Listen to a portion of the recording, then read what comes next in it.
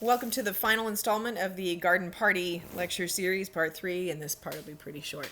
Um, so the falling action, after Laura sees the dead man in the room and her response, this is where, and what's interesting in this story is that the falling action is so quick and the resolution so quick. It all gets tied up within like half a page. So Laura's reaction is really interesting and it's very complex. When she sees the man and she sees his face, she seems to interpret the peaceful look on his face as joy, as happiness, and this happiness within death. And that's not what she thought it would look like. So she then is overwhelmed by the intense feeling and emotion of this moment. And it's confusing. And she's questioning herself, she's questioning society, she's questioning life itself. And she turns to the lady and says, "Forgive my hat." And what she's saying there is not forgive my hat so much as forgive my innocence. I don't know how to handle this situation. I don't know what I should say. I don't know what I should do. Forgive my innocence. Forgive my hat. She might also be saying, forgive my class, that she comes from wealth and there's nothing she can do about that. And in this moment of seeing this poverty and the way that these people are dealing with this death, she's helpless. She doesn't know what to say. She doesn't know what to do. Forgive my class. Forgive my wealth. So the falling action is as she leaves the house and asks for the forgiveness. The resolution takes place when she sees Lori outside.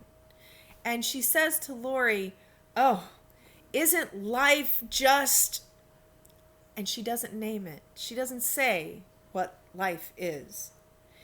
And Lori says to her, "Isn't it though?" We don't know what the resolution is. We don't know what lasting impact this is going to have on Laura. We know that it has struck her deeply. But we don't know exactly how. Isn't life what? Isn't life confusing? Isn't life amazing? Isn't it beautiful? Isn't it tragic? Isn't it intense? Isn't it all of these? She doesn't name it. And by not naming that isn't life, Mansfield leaves it open so that we can identify with that feeling of being overwhelmed by something in life. And we can identify with that moment of growth. We don't know how it's going to turn out for Laura. We don't know what's going to happen to her and how she's going to be changed. All we know is that she is changed. So in this story, as any story of Bildungsroman, this coming of age, this loss of innocence, we see this change. And this is where we get into the idea of the dynamic character. Laura is changed. Laura is a dynamic character. The meaning of a dynamic character is one that undergoes a change in a story. We don't have to see the change played out. We just have to know that the change is taking place. Now, a static character is one that stays the same, that does not undergo change.